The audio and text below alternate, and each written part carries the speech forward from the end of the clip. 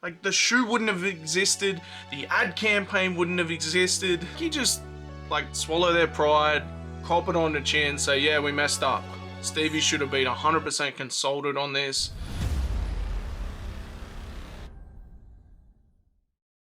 Hey, what up and welcome to another episode of Creased, and I'm guessing you already read the title, so you know what we're going to be talking about. But before we get into the actual happenings, stick around to the end where we usually do the outtakes, because I got something pretty special to announce. Kind of, maybe, sort of.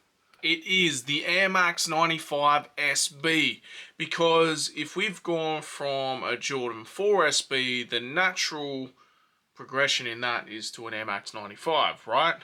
This would seem kind of weird if it wasn't for this photo. We'll get to that in a second. I'm a big fan of the Air Max 95. I was extremely happy when they were bringing the Neon 95 back with the bigger bubble, up until I wasn't able to cop because they were so limited. Only to find out that they're gonna be re-released next year in much bigger numbers. Why are they doing that?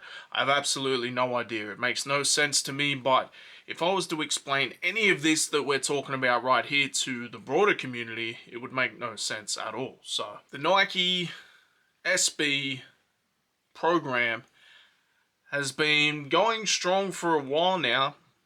Moved on to a Jordan 4, did quite well. Shook up the system, redesigned a classic Jordan 4 to the point where they're now using that same shape within their normal Jordan 4s.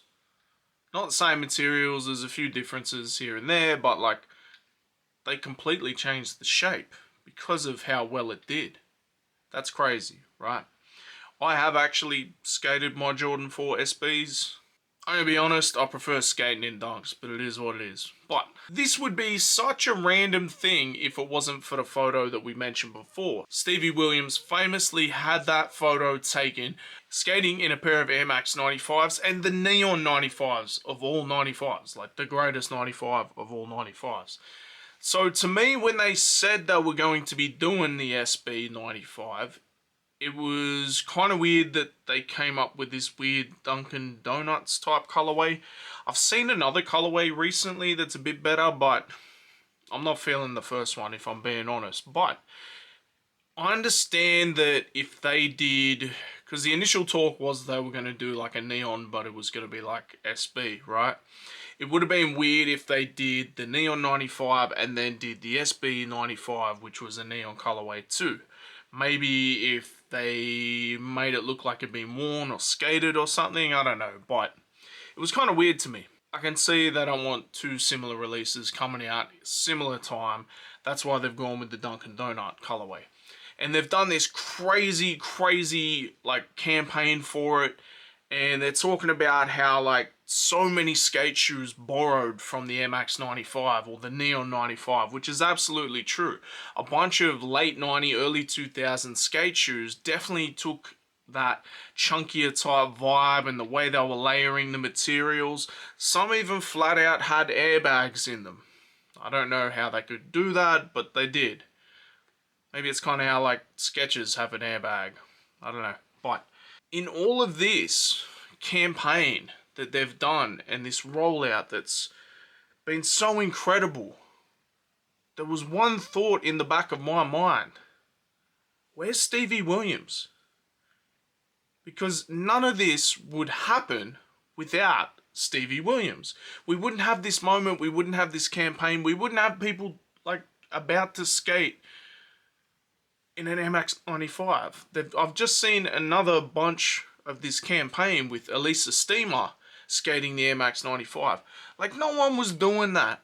I've seen people skating like Air Max shoes, more so like tans and stuff back in the day when we used to go to the skate park in Newcastle, because you could paint there, you could skate there. So you got that clash of cultures between like the skaters and the graph riders, which a lot of the time they overlapped anyway. But in terms of pro skaters, Eric Costin wasn't skating in 95s.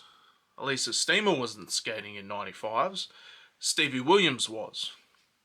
Stevie Williams comes from a real raw type street skating. Growing up on the mean streets of Philly, some of his parts, some of just like photos that he's taken around Love Park, crazy.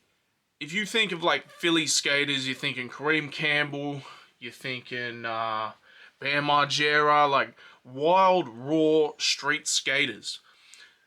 So when he was left out, skaters like me, historians, sneaker historians, skate historians, whatever, were thinking the same, but the campaign was so nice that it may have overshadowed that a little bit. That was until Stevie Williams himself rained holy hell on Instagram. Some of this I can read, some of this I can't. Stevie Williams is a wild boy, so it is what it is. For the record, this Costin been trolling me for years with his goofy shit. From stealing 2 tricks of mine because I left chocolate, made a mockery skateboard of DGK, made TX throw his board in the trash to skate for whack ass numbers, and now he's stealing the 95 Air Max. Run, skate, chill. That was something that was used, that run, skate, chill that Nike's using within this advertisement campaign. That was something that Stevie Williams had for a DGK campaign in Transworld magazine, like many, many years before. But we'll continue. Where were we up to? And tried to give his props to Kareem. He's the biggest culture vulture that tries to hide behind his corny jokes and status, but he's a clown. And just because you think I'm sweet, I'ma flame you. Can't say that word, but you can read it too. Stay in your lane, retard. You wasn't wearing Nikes, you was wearing S, which is true. He was sponsored by S. A lot of, for better or worse, like, Nike has only really come to the forefront of skateboarding shoes recently. Yes, Nike SB has been around for a while, but the other companies were still there, and a lot of the skaters looked at Nike like selling out. It wasn't a skate core brand, but people like Kareem Campbell, Stevie Williams, P-Rod, they weren't wearing Nikes anyway. I want to say Rob Dyrdek was a big Air Force One guy, but apparently Eric Costin wasn't. I don't know, I wasn't around him, but Stevie's pulling our receipts. You was watching real, like me and Kareem wearing Nikes after we skated, while you wearing corny ass skate shoes. In his head he thinks he's cool, but he's only the puppet to the groupies that run the shitty program that think I'm allow you to take from me and my culture. Bitch ass. Can't see me. This plays another part into what I'm saying. Like, Eric Costin is a much more marketable, much more friendly face within the corporate sneaker or skateboarding world than Stevie Williams, obviously, if you've just read what he said. But does that negate the fact that he is right? We wouldn't, I can't stress this enough, we wouldn't be talking, we wouldn't have this thing if it wasn't for Stevie Williams. So why was he not involved? Because in a statement, he had no idea this was happening. They didn't ask him about it or compensate him about it. And they literally took his phrase for this ad campaign. Like, the shoe wouldn't have existed, the ad campaign wouldn't have existed. Stevie continues. It's crazy that the guys from the skateboard industry are in these corporate positions to protect core values, principles, and standards that we all share as a culture. The same culture everybody already steals from. Just go and turn around and steal from DGK. The whole Love Park street culture, y'all never liked DGK and tried to eliminate us so many times. You must think I'm some ghetto, ignorant, uneducated from the streets with no morals, values, integrity, principles, or standards. I'm the realist in it, and you already know. DGK is a brand that Stevie Williams started, and chances are you've probably seen it, even if you're not a skater.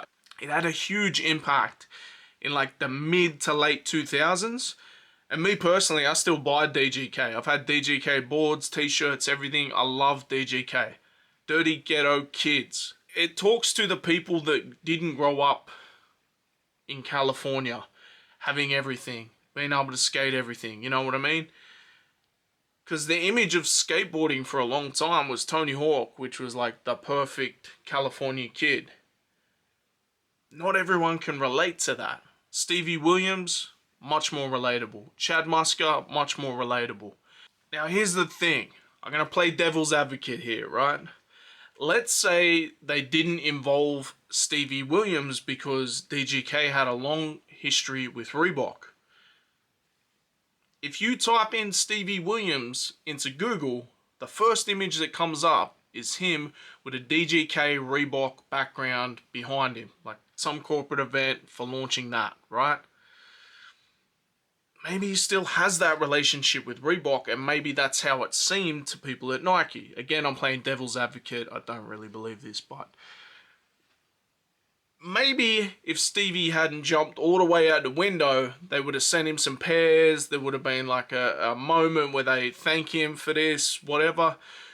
But because of what he's done, and he's not in the wrong, it's burned the bridge completely. But it's also like it's muddied up that campaign. Me personally, I didn't need the Dunkin' Donuts joints. They would have been interesting to see the differences and everything, and I've enjoyed the campaign. I love Eric Costin. I can't think of a Nike SB skateboarder that I don't like, if I'm being honest. But I'm curious, right? I haven't looked into this prior. I did screenshot a couple of things here. But let's see. I'm gonna go to like Sneaker Freaker or something, right? Let's see if there are posts about this happening, and let's see what the comments look like. Here we go. Stevie Williams calls out Nike. Now, I was just going to bed last night, and I follow Stevie Williams on my main account, and I saw this going, and I'm like, bro, I'm screenshotting this before it ends. Let's see the comments. 232 comments. Top comment, appreciate y'all for covering this because Complex is looking too compromised to do it. LMAO. Stevie was also the first to skate in Jordans. No, he wasn't. Lance Armstrong, Tony Hawk. That's well documented. Oh nah, no Stevie Williams disrespect, will not tolerate. I felt this way since they did the whole Darwin SB Supreme collab and no mention of Stevie. It's all support for Stevie Williams. Let's see if we go the Nike SB where they're promoting all this. Now maybe they got people deleting comments, I don't know. They wouldn't have people deleting comments on Sneaker Freaker because it's engagement. But this is a photo. Oh, no, that's not Eric. Here we go. Bunch of like people tagging Stevie Williams. Oh, here we go. The run, skate, chill. 500 comments. Josh Kalis, famous Philly skater. I'm pretty sure he was on DGK or still is. Just a laughing emoji.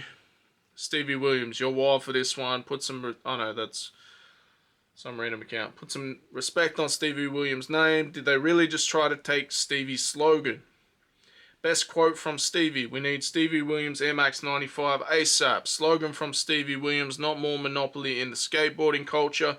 More respect to the real ones. Stealing the source. But you get the picture. Like, the punters are not keen for this. So what happens? Because I can't see these garnering the hype that the Jordan 4s did. Because even the second colorway didn't have the crazy hype that the first Jordan 4 did.